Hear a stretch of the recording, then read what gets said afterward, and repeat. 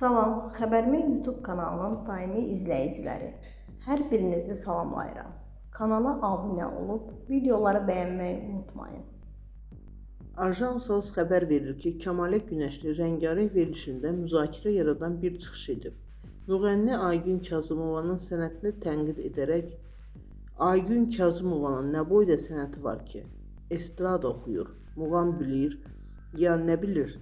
Mən də estrada oxuyuram, yeri gələndə muğam da oxuyuram. İnsan seviləndə diva olur, bunu bilin, deyib.